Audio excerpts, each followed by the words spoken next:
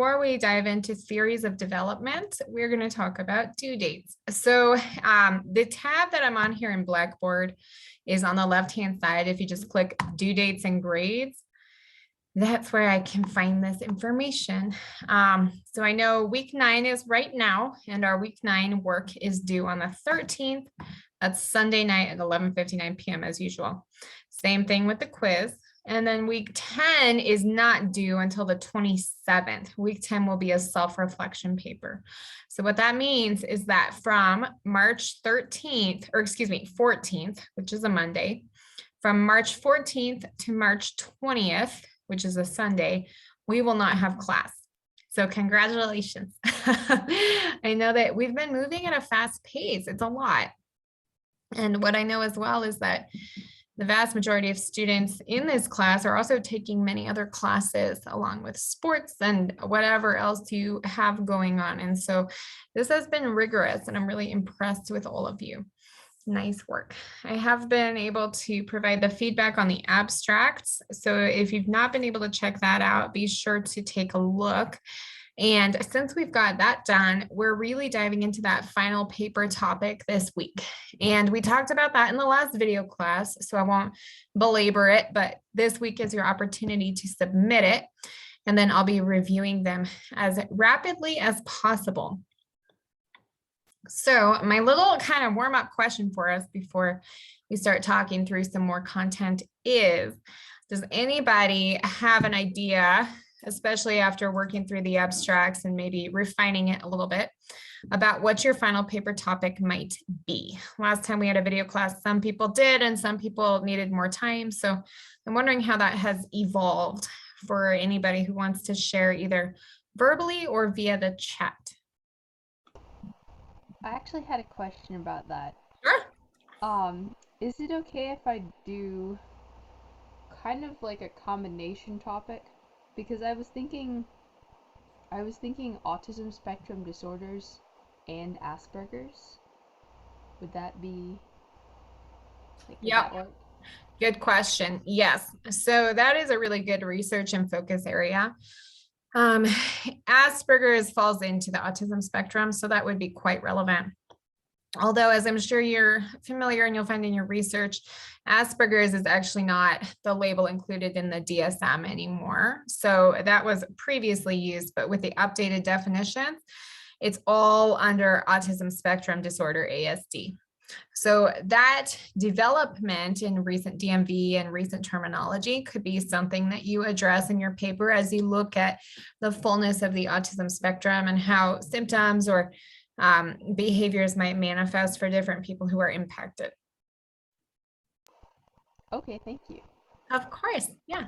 That's a really good area of research. And one thing you could move into if you wanted to is what does school look like for children on the autism spectrum, and what practices are useful?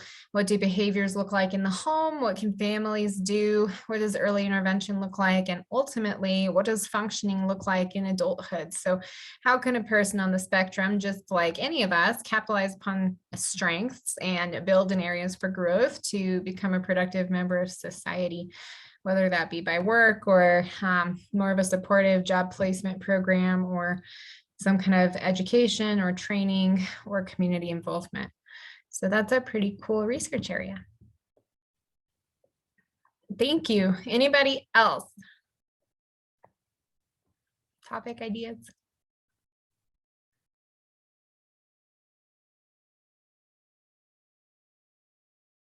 Oh, I see chat. Oh, Ellen, great, wonderful. Oh, Caroline. Okay, so Caroline, are you okay if I share what you wrote? Okay, wonderful. So Caroline shares that she wants to examine different aspects of anxiety. Good idea. So disorders related to anxiety, and you have personal connections to that topic. And I love that you're looking into that because, Caroline, as you know, There is the GAD, the generalized anxiety disorder diagnosis. And when we think about anxiety, we think about somebody who's worrying a lot, but in reality, anxiety and paranoia and phobias and all of these different, panic disorder, these components can emerge in a variety of mental health diagnosis areas, just as he mentioned. And so perhaps a person with schizophrenia may be impacted by anxiety related to delusions or hallucinations and some of those positive symptoms. Super interesting. Thanks. And, Rain was typing a question. Rain, was that what Ellen was asking or something different? Oh, on anxiety. Okay, so that helped. All right, perfect. Fantastic. So anybody else want to add before we look at some theories? I didn't have anything nailed down completely yet, but I was thinking of doing mine, like using the topic of the effects of drug withdrawals on just like the human mind and how that can affect how somebody acts and reacts and everything like that. I think that's a really good idea. Thank you for sharing, Jacob. And with that, you can even focus in on which particular types of drugs you want to look at, combinations of drugs or drugs plus alcohol, drugs and the mental illnesses that might be related to drug abuse as a form of self-medication. And you can even look at rehabilitation programs, treatment facilities, and even what's done in detention centers to support people who are detoxing and to understand, as you mentioned, the psychological and the behavioral components related to that physiological withdrawal. I think that is so interesting because what we can do, in psychology, there are a lot of problems that we talk about. Every topic mentioned here is a challenge or a problem that people face. But what we can do is we can research and really find out in your final paper, what is the problem? What's going on here? How does it affect people, families, societies at large? And then from there, what can we do about it? So for each of the topics that were mentioned, the concept of autism spectrum disorder and applied behavior analysis or other really effective approaches for therapy, treatment, and early intervention. With anxiety, obviously, we can look at therapeutic approaches like cognitive behavior therapy. We can look at exposure therapy for phobias and whether that's appropriate or healthy or not, and in what situations. And we can look at the medication factor. Medication would actually be relevant for discussion in all three of these topics. We could consider for anxiety. There are medications that can be used to support people with autism spectrum disorder who are struggling with behaviors or rigid thinking. I'm not saying that needs to be done or not. What I'm saying is it is a treatment option that is considered. And for Jacob's concept of the detox and withdrawal from drugs, obviously, there are medications that can be utilized not only to save the life of a person who has overdosed, but also to assist in coming off of that. So like medication assisted detox, basically, and the pros and cons of that, right? Some people are very for that. Some people are not. And this really pulls us into the concept of harm reduction.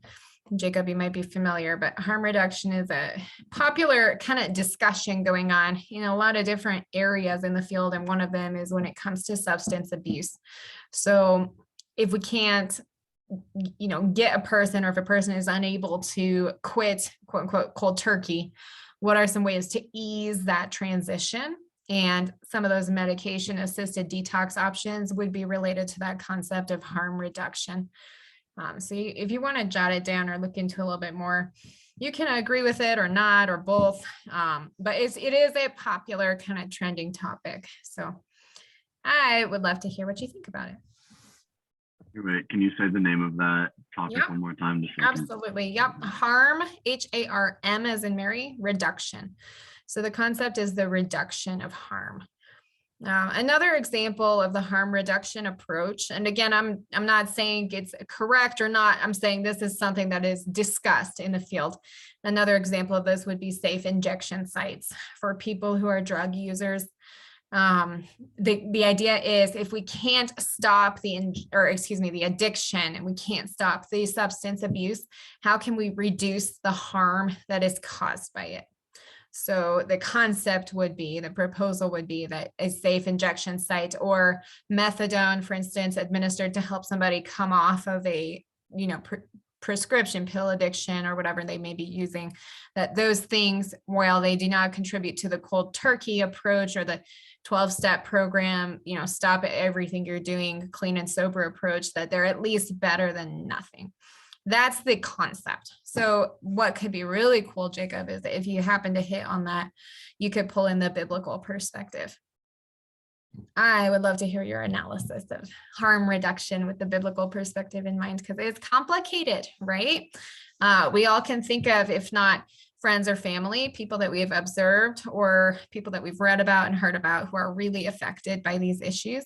And unfortunately, there's not an easy, pat answer for everything, because every situation is different, but the ultimate answer is Christ. And so for each of these papers, the biblical perspective will be essential. And I think it lends itself nicely to all of those topics. So good job, you guys. Thanks for sharing. So as we can see here on this due dates page, we have the quiz this week. We'll talk a little bit about the work of Erickson. A student had mentioned that on the student lounge, which is perfect. So we'll talk about human development a little bit more this video class. So you'll be doing that quiz. You have your final paper topic and the week off after that. And again, that's from the 14th through the 20th. And then in week 10, as a little heads up, we'll have a self-reflection paper. And the self-reflection paper is about emotional intelligence. So I know you all want to enjoy your spring breaks, and I hope you do. But if you choose to look ahead or work ahead, this will be ready. You can access it at any time. And if you don't, it's still good for us to look at it, because then you can move into it knowing what you're doing when you do get started. So emotional intelligence, or EI, is the idea if we think about IQ. And Ellen said, can you give ideas for organizing? Yes, I would love to. Thanks. See, that's why we're all here together. What a good question, Ellen. So we'll run through that real quickly. So the week 10 self-reflection paper, we think about IQ, intelligence quotient, general intelligence, and cognition. The idea is that emotional intelligence is another side of intelligence that we don't necessarily think about when we think about a person being smart, so to speak. And that emotional intelligence, awareness and management of our own emotions, as well as the emotions of others, is not only just as important, but maybe even more important. So this little visual gives you some examples of emotional intelligence, both with ourselves internally and intrapersonally, as well as with others. And that would be that external or interpersonal connection. So for emotional intelligence with others, we're thinking about our social awareness. So really, I mean, these situations come up for us all the time, making sure that we're not being rude and offending somebody, or picking up on the fact that somebody is stressed and frustrated and adjusting our approach based on that perception. For other people, when it comes to emotional intelligence and management, we're managing our relationships with other people. And this would be our communication, conflict resolution. So awareness of others is picking up on and perceiving what's going on around us. And then our management of that would be taking that information and applying it by adjusting our thoughts and behaviors. Obviously, for ourselves, self-awareness sounds really simple, but the reality is we all need to grow in this area. This doesn't come naturally to us because we have so many automatic thoughts and feelings and emotions throughout the day that we often don't even notice that we're having them. So if you can think of somebody who knows you well in your life, who has pointed out to you, hey, you seem off, what's going on? And you don't even realize that you do. But as you think about it more, you say, man, that person is spot on. We can all grow in our self-awareness so that we can pick up on our own cues and our internal and external red flags, so that we're helping ourselves to stay regulated emotionally and to avoid falling into too much sadness or too much anger, or even becoming overly excited to the point where we're out of control. We can all think of those emotional extremes, and self-awareness helps us to move into that bottom box, which is self-management. So how do you handle really hard news when it comes to you? How do you handle failure, loss, and rejection? And how do you handle, when you're over the moon happy and excited about something? How do you regulate yourself? And that's where the self-management comes in with emotional intelligence. So this paper will start with a little survey, which is linked right there, Access the Emotional Intelligence Questionnaire. And it's one of these, you are well familiar with these little personality type quizzes. It's 40 questions, so it shouldn't take you more than about 10 minutes, depending on how quickly you work. Again, with these quizzes, they're never perfect, right? It's not the Bible. There's going to be error in the questions and the answers, but it's just kind of interesting to consider your own areas for growth or areas of strength and emotional intelligence. So you can see in these questions, you're given 2 options for responses. You'll want to pick one or the other. And if you don't feel like either of them is correct, you just need to pick the one that is closest to what you do and to how you approach things. So just do your best with that. So the paper is 3 to 4 pages, and we had that good question from Ellen about organization. So obviously this will be a PA 7th edition format, title page, reference page, and then we'll have within that at least 3 full pages of written content. We need 2 outside resources. One of them can be the Bible, and the other could be the course text. Feel free to, of course, integrate more resources past the number given, but one of those outside resources can be the Bible. So that's good. Remember to cite the Bible in your reference page in APA 7th edition format. So the questions that we'll cover are 1 through 6. Do you feel that the scores are accurate? Why or why not? Then you'll have the opportunity to talk with 2 people who know you well and to see what they think about your scores. You're thinking about the factors that have contributed to the highest scores, like why am I so strong in self-management, for instance, and what could I do to improve in my lower scores? So whatever those low scores may be, what are some action steps I can take to grow in those areas? How might self-reflection help me? And remember, the best way to get high scores on papers is to address all prompt points. So how might self-reflection help me and my relationships with others? Because lots of times students in this class skip that relationship part. So this is a little bing, bing, bing. Make sure you do that part too. That's number 5. And then the last part is scripture. So obviously you always are concluding using the biblical perspective. So my suggestion would be headings are always really beneficial. It's a good habit to get into. If you do headings here, you don't have to do 6 different headings. You could do introduction and talk about the results of your scores. And in that introduction, as you share the results, you could state, I believe that these are accurate or not, and here's why. So you could cover that as you introduce the content. The next part, number 2, you could do a heading that says something like feedback regarding scores from family and friends or whoever you choose to interview. Next, we're looking at highs and lows. So you could use a heading like factors contributing to scores and areas for growth, for instance, because that's number 4. And then finally, number 5, self-reflection and the biblical perspective. You could put those together, or you can split them and do a heading for self-reflection and then a heading for the biblical perspective. Either way is fine. But I hope Ellen and everybody else present that helps with the organization a little bit. What do you think? The chat says, is there a limit of times? No, good question, Rain. You should be able to do it over and over. It's just a free online quiz. So that should be just fine. Awesome. So that's what's coming up to us, but please do not let that get in the way of you enjoying a really nice spring break, whether you choose to work on it during that time or not. Okay. So I have theories of development for us. I'm going to visit the work of Erickson as a visual, but I also want to talk to you about the work of Bronfenbrenner. Human development is a very important area in the field of psychology, and we have discussed this together as a class before. So if this is information that you're familiar with, it's a good chance for review or to connect this particularly to your topic for your research paper.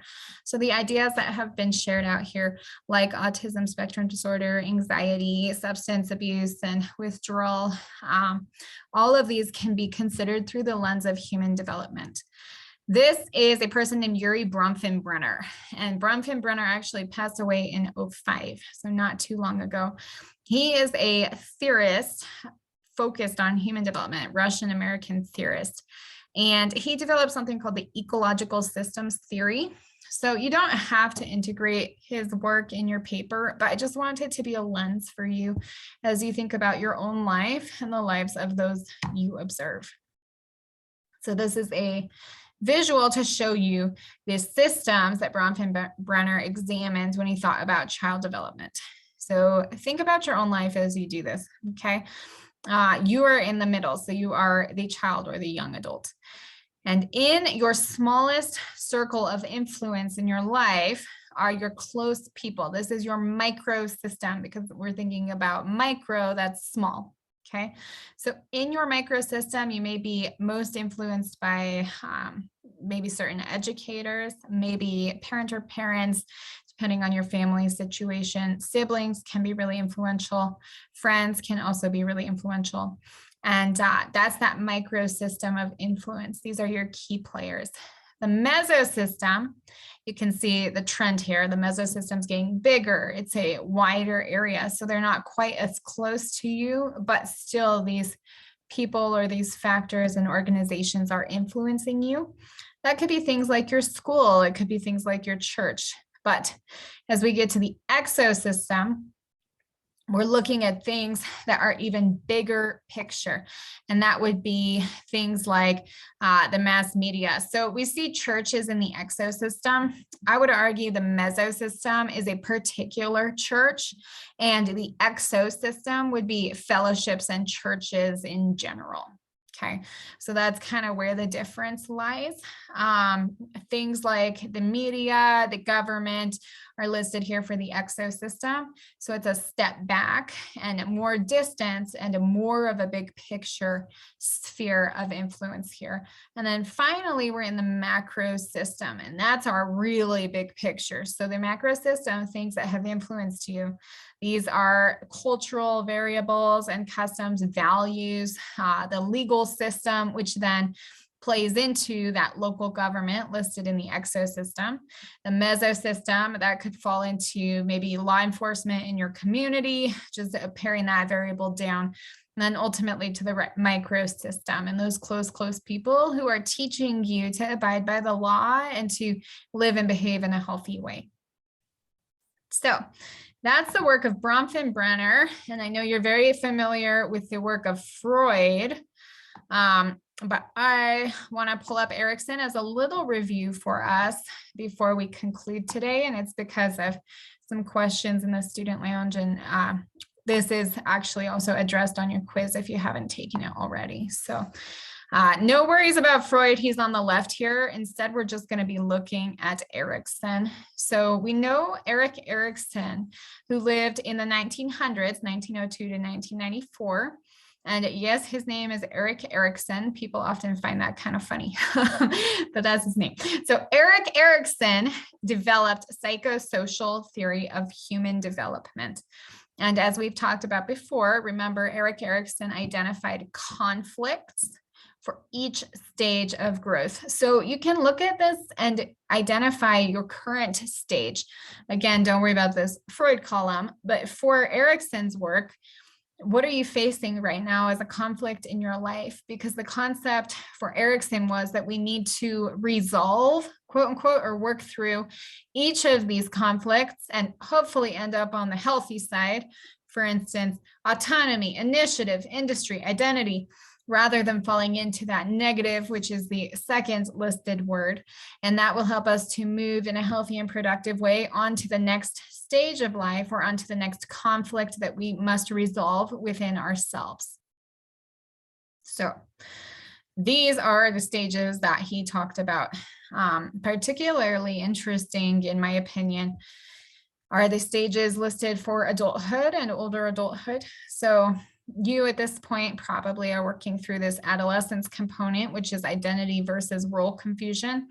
It's really solidifying who you are and who you want to be, your identity in Christ, your identity within your family, your identity with your peers and in the world, and what that looks like as a young adult versus as a child. So that's a really kind of challenging, but also exciting stage in life.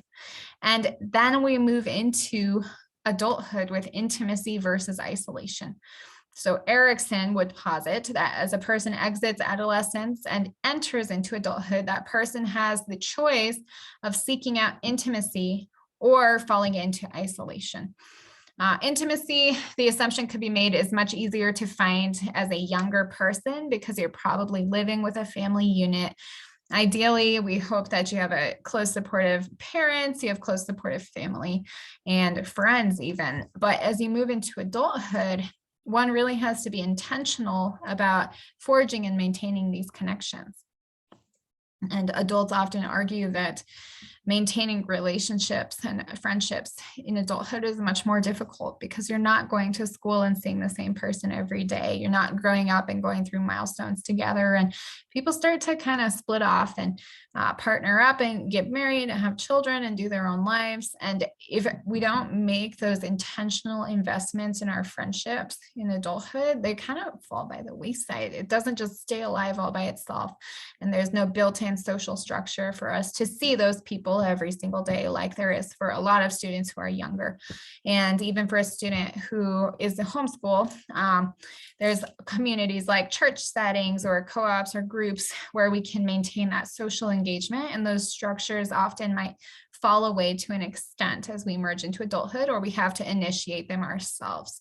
So it's moving from, oh, you know, my parent prompts me and drives me to church and makes sure that I wake up and get out of bed and get dressed every Sunday, to, wow, now it's up to me. Am I too tired? Do I not like the weather? Am I going to go? Am I going to be motivated and go connect with God, connect with others? And that's a part of the adulthood conflict, intimacy versus isolation. People often see that as, oh, will I get married or will I stay alone? And that's not correct, because it's quite possible to have a vibrant, wonderful, intimate life of connection with God and with oneself and with others without being partnered or married, obviously. But that's an example of what this conflict might look like. So it's more about, will I be alone or will I remain connected with a community, whether that be friends, family, a spouse, whatever it may be. Moving into generativity versus stagnation. Generate, to create, to remain alive and engaged. So this is more the middle-aged component. This is the concept of the empty nester. And people who, if they have had children, those children have moved out. Maybe these people are looking at retirement and they're wondering, how can I stay productive and generate new things, new life, new ideas, and invest in my life instead of becoming stagnant and bored or isolated. And as we reach the end of life in a traditional lifespan, we're looking at integrity versus despair. And this is when, obviously, we all will have regrets. All have sinned and fallen short of the glory of God. We reach the end of life. If we're blessed to live long years, we have those moments of, you know, maybe being alone or being ill, not having the same physical abilities, where we reflect and say, do I feel integrity in the choices that I've made and the way that I've lived my life? Or am I falling into, in this conflict, a state of despair, knowing that I have guilt, knowing that I wish I had invested more or less in this or that, or worried less about money, or spent more time with my loved ones, or whatever it may be. And so you can see these different stages and phases. For Erik Erikson, he really identifies each part of life that we move through as a conflict that we have to resolve within ourselves. So that is the gist of it with the work of Erikson. I hope that helps as you move into the quiz. This is not a huge part of the quiz, but I wanted to hit on it anyway, since we had asked. And, you know, again, like I said, if you're familiar and we've hit on some of this already, still think about these concepts in connection with your final paper topic, because development really is pretty relevant to anything in the field of psychology. Okay. How do you guys feel? I'm so grateful to you for being here and taking the time. Do you have anything to add? Anything that stands out?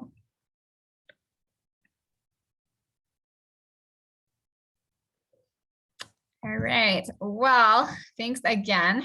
Since we have this next upcoming week off, this is the last video class before we come back for that week of the 21st. There'll be optional office hours. So I'm really thrilled you all came, and I wish you the best of spring breaks, and stay warm if you're in a place of snow. I know here in Colorado, we're getting dumps of snow right now. So thanks for all your hard work, and have a great evening, everybody. Thank you. Of course. Take care. Enjoy your break. Bye-bye.